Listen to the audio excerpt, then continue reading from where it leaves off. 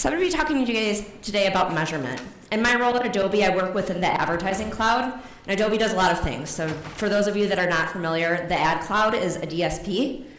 We enable advertisers to plan, buy, optimize, and measure media from everything from search to television and everything in between. In my role, I work on the advanced measurement services team within the ad cloud. And I spend all of my time obsessing about making measurement better for advertisers to really align it with their business objectives and go beyond just these KPIs that we've traditionally used day to day. And that really helps from a success standpoint. We've talked a lot today about how do we reach our customers? What are these avenues that we reach them? How do we create an experience?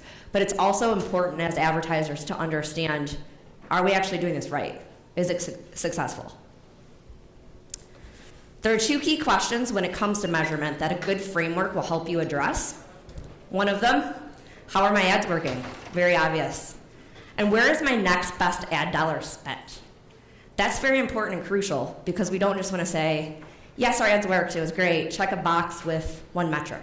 We want to understand what's working, and more importantly, what isn't, so that way we can optimize our media and do things better next time to continue to improve our business.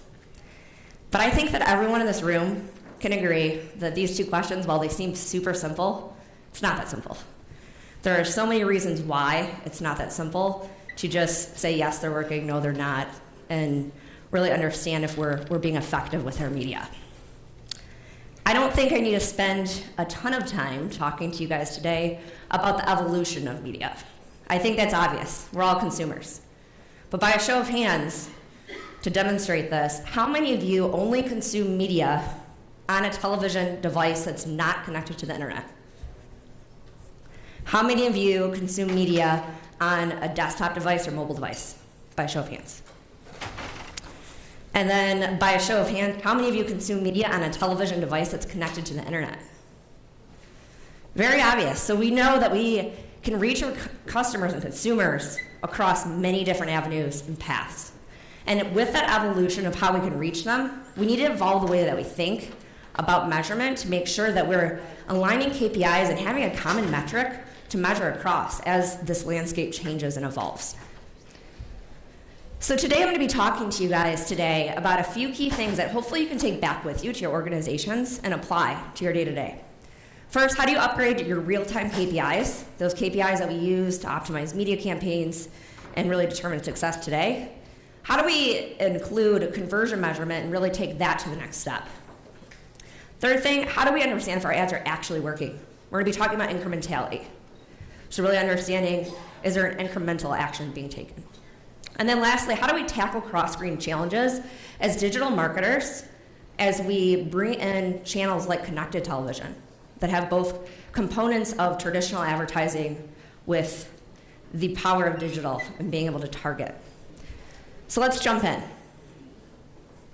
The first thing we're going to talk about is how we can evolve those real-time KPIs that we all know and love, that we use and are very familiar with. So we have these table stake metrics that are very helpful for brands. You know, understanding first and foremost, are my ads being seen? Are people engaging with them? Am I reaching the right audience? We know we need these metrics as brands, but then we think about how we really apply them. A lot of times it's with accuracy. And we use that as our metric that we always go and optimize against.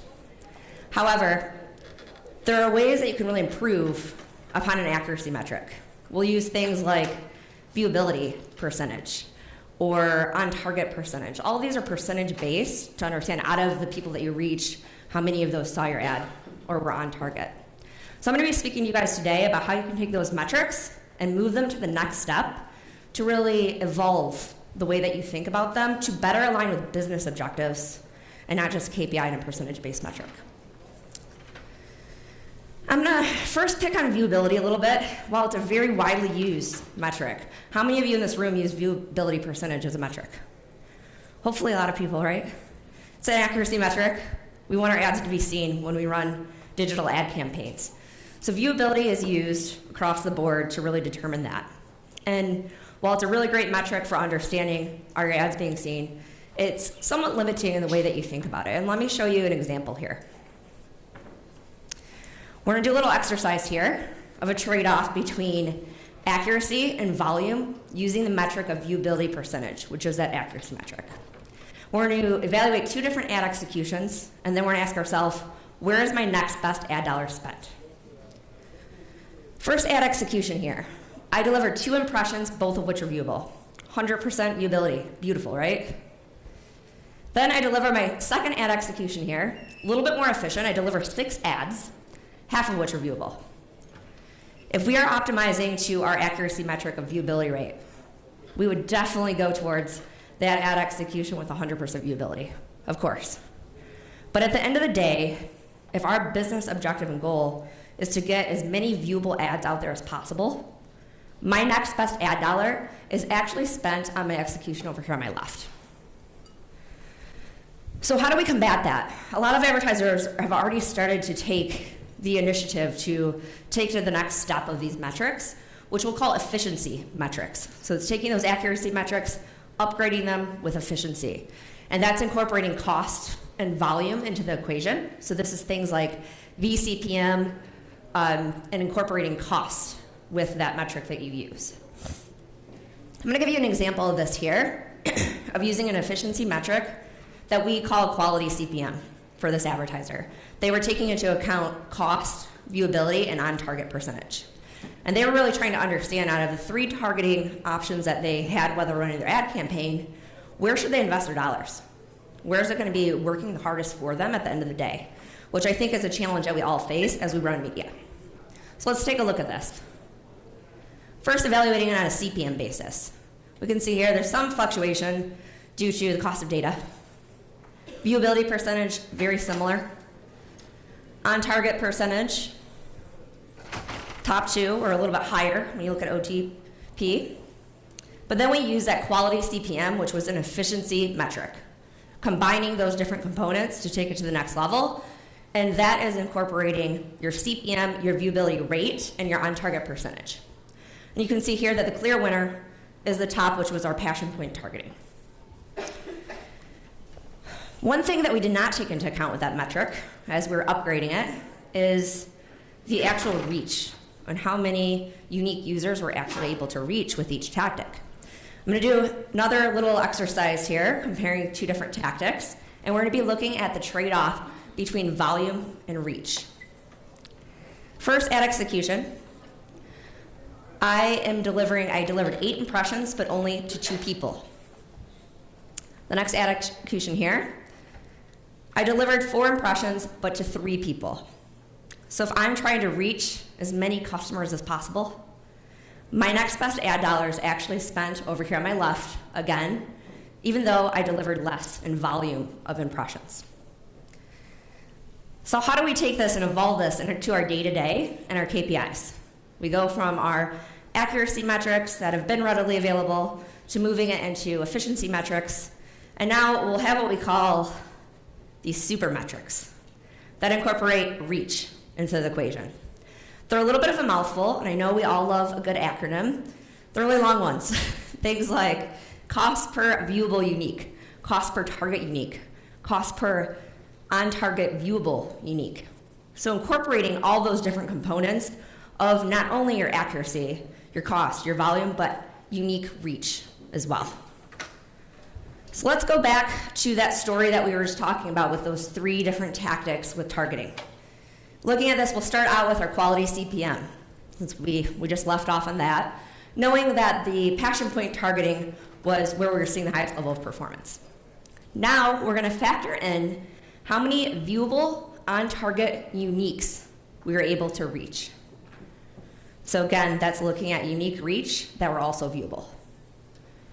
Now using that super metric of cost per viewable unique, we're able to identify that the story completely flips.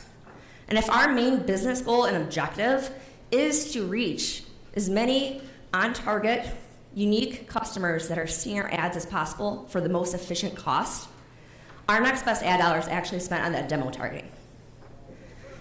So you can see how this becomes incredibly useful when you start to spend your ad dollars, and you could be really wasting money had you not taken the extra step to incorporate those metrics that really align with the business goals and objectives versus just a digital component that we have access to. So I would say a first step to take when you start to think about these type of metrics is to get alignment internally and take a step back and think about what's really important to your business, get alignment, and make sure that you use this common metric across all your partners instead of just one in silos to really start to establish, your different benchmarks and being able to really iterate on what you're doing. So now next, I want to talk about how you can enrich conversion metrics. We all have worked in the space with digital to where we look at things on a CPA basis or a return on ad spend. Return on ad spend is one where it has evolved, right? We're not looking at conversions anymore of a binary metric of just did someone do something or not. So that's definitely a great upgrade from where we were. But there are ways that you can incorporate other traditional more components of reach into the equation too that can help you really understand what's going on with your ad campaign. Give a little example here. This advertiser was looking at prospecting versus retargeting. Two very common tactics I think that we all use. And wanted to really understand, is there efficiencies and is it actually valuable to do prospecting? Because retargeting historically has proven success and has been very efficient. So they first were looking at the two metrics of cost per action and return on ad spend. And the obvious, retargeting performed way better. Very efficient, looks like it has a lot higher return than prospecting. But then we thought about, what if we looked at volume of purchases and the number of people who purchased? Because those two pieces for this advertiser were very important. They're trying to get new customers into the mix. So we incorporated new metrics of looking at purchase volume and looking at a cost per unique user. And by doing so, you're able to see that prospecting was more efficient in reaching more unique users, and they're spending more on average per purchase. So if this was our business objective to get more new consumers into the mix for an efficient cost, that's actually a really, really key metric that aligns with that objective versus just looking at return on ad spend because it was commonly used historically. So taking these steps and to really think about the business objective and then aligning it with the metrics that we care about, even with conversions, can be incredibly important and useful.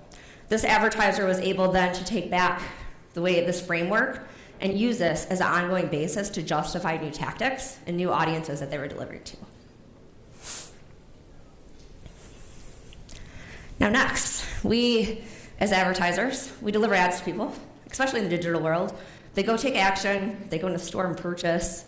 We'd like to take credit, right, for those actions and purchases. Sometimes we don't know, though. Did we just serve an ad and throw a cookie in front of somebody, and they would have taken that action anyway? And in our world, in digital, a lot of the measurement that we do is correlated. We have all this great data points and metrics, even the ones that we just talked about, but we don't really know, did that occur because of my ad, or was it just going to happen? And to demonstrate that, let's just walk through a little simple example here. If I'm a new restaurant, I'm delivering ads, we'll say males that have been out to eat in the past 30 days, and all three of these guys here go into my restaurant, and I serve ads to them. I don't really know if they would have done so anyway. We don't usually have these metrics on people, but for example's sake here, this guy, he loves this restaurant. He's started to go in every week anyway. His ad wasn't even viewable, but we took credit. The next guy, he's a foodie. He has a big list of these new restaurants. He writes a blog about them. This was just next up on his list. The ad had no impact. Then lastly, this man here, he's an ad exec. He was traveling for business, and he got stuck at the airport, which I'm sure we all have experienced and love.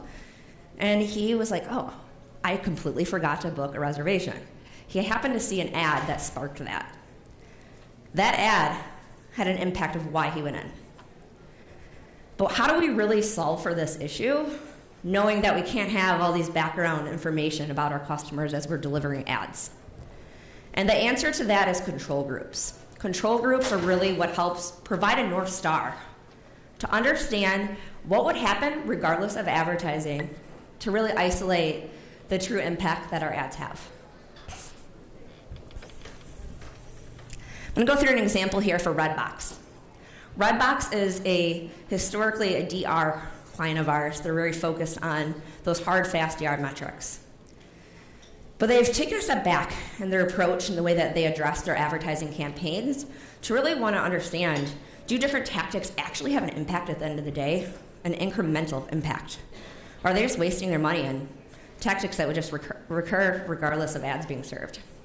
So they've set out to do is really test different tactics one by one to justify if they should spend there, should they not spend there, how do they optimize their media spend.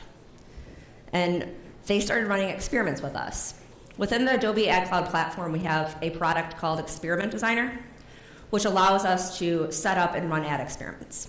So we're able to run a placebo, which serves as your control and mirrors the audience that you're serving ads to. To look at the data, first to go through the methodology of Experiment Designer a little bit further, what it does, it's really a randomized audience split. So it randomizes an audience and splits it at the ad call. So that way you have a very clean control and exposed group to determine what is that incremental impact as we measure an ad campaign.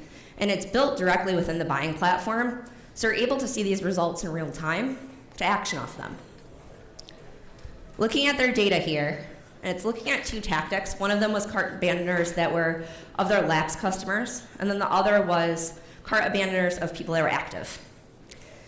And first, looking at the lift between cart abandoners 1, you'll see 33%.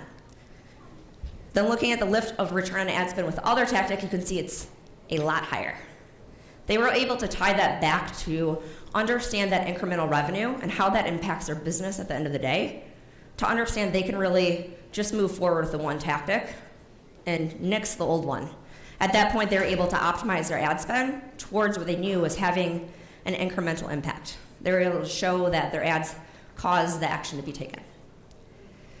To do this type of work and ad experiments, it's not that easy, but having a tech partner that has something in place for you to run and truly do clean experiments is an easy first step to doing that and sizing up what you need for your audiences.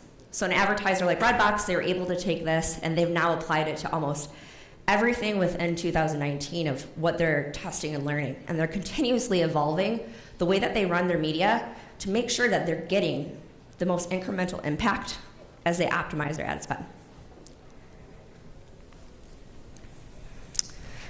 Lastly, we've talked about a lot today about how to tweak our metrics that we're looking at, how to understand success when it comes to conversion measurement and causality.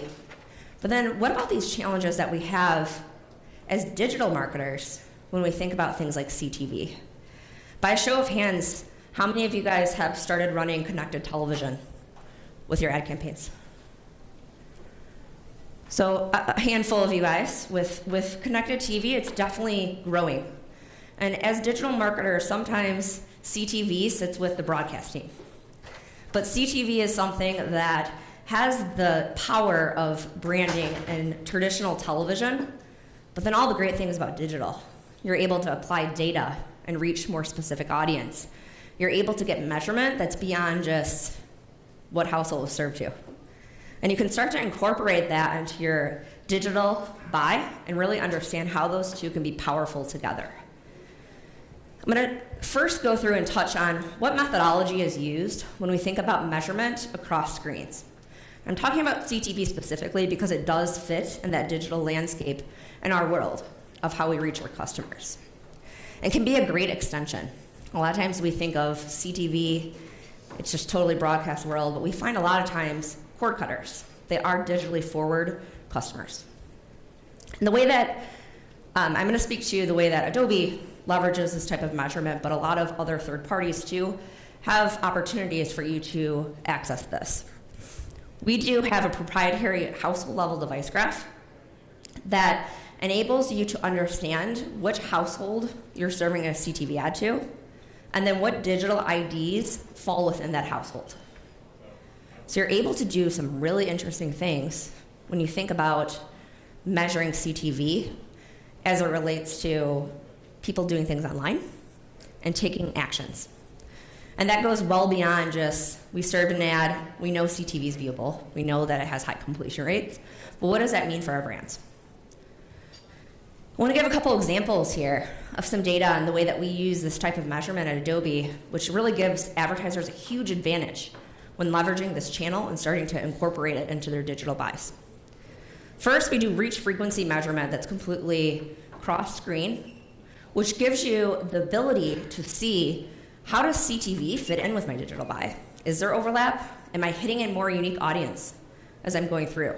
This helps justify, as you start to spend with CTV, if it's an actual extension of what you're already doing. And this can help inform other optimization decisions that you'll do within your ad campaign. Over here on the left-hand side here, you'll see conversions. So going back again to that methodology that we use, it's based at a household level, so we're able to tie what households saw my CTV ad, what households saw both CTV and digital, and you can start to measure what they did on a website. And in this case here, you'll see CTV, to be expected, has lower conversion rate. It has that branding feel. Digital performed better. However, the power of both of those two working together was phenomenal.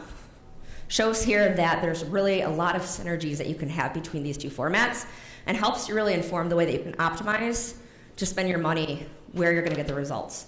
And for this particular advertiser, we were able then to implement retargeting strategies from connected television to digital.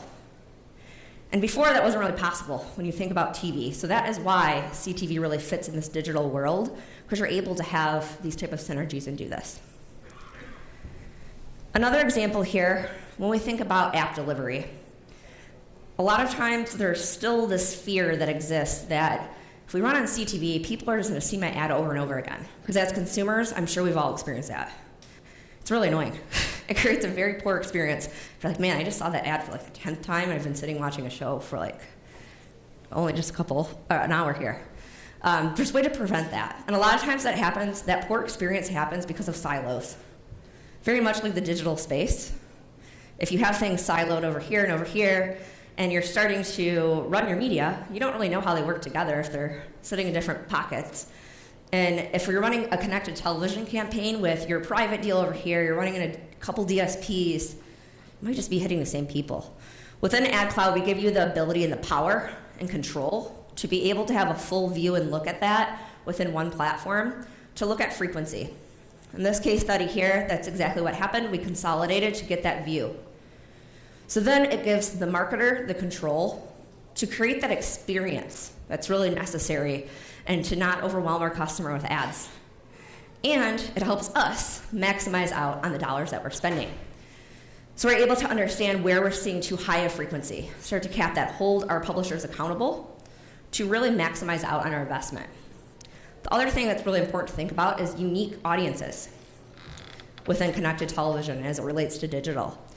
We're able to identify and understand what unique audiences are brought by each app. Is there incremental benefit by bringing in one publisher or another? And by doing so, you're able to understand, yes, if an app has high frequency, but really unique eyeballs, I can just make sure I monitor that frequency down. And the same holds true when you overlay this with digital. Within Adobe, we're able to take the CTV delivery and overlay that with what you're delivering digitally to see which apps give you the most incremental benefit as you run this within your ad campaign. Another way to do this is creative evaluation. Since this is an emerging format, and the way that we think about how does creative come into play with conversions. You know, if we are using CTV and having a more common metric of getting people to a website, what is best to do that? What is best to drive that intent, like what we do for digital? So applying some of those digital metrics to connected television. And in this case, we were comparing 3 different creatives. We learned creative A, which was more persistent branding across the ad, was most effective at driving people to the website. Then we were able to look at how does this work when we combine different creatives together?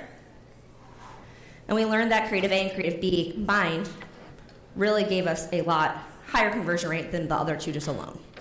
So this is ways that you can start optimizing the way that you're delivering ads and reaching your customers versus just hoping for the best and treating it like a traditional medium, like television.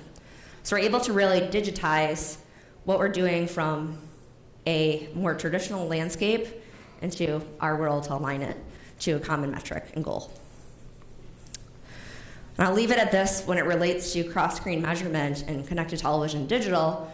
With all of these solutions, what it really does, and most important things to think about, it puts you in control. It allows you to have transparency into what you're buying and how you're reaching your customers to hopefully really have a higher level of impact than just keeping things siloed. And it can really help you with your strategy and understanding how these pieces interact so you can evolve and evolve with the changing landscape, as we all noted here in the beginning by a raise of hands, how your customers are actually consuming media. So to leave it off today, just recapping what we covered, and those 4 key tips here, evolve your real-time KPIs and think about how they relate to your business objectives in the first place, and take steps to evolve them to incorporate things like cost, volume, and reach to make them work harder for you. And then move along and enrich your conversion metrics to gain deeper insights beyond just traditionally what we look at from a CPA and a ROAS perspective. And while taking those steps, start to think about incrementality and ways that you can test to really make sure and level set and understand if your ads are actually working at the end of the day for you. And lastly, take all those tips and think about how you can start to apply that to emerging formats. I touched on CTV today, but there are a lot of other emerging formats, and trying to come up with and use these metrics as a common metric to use across the board where you can.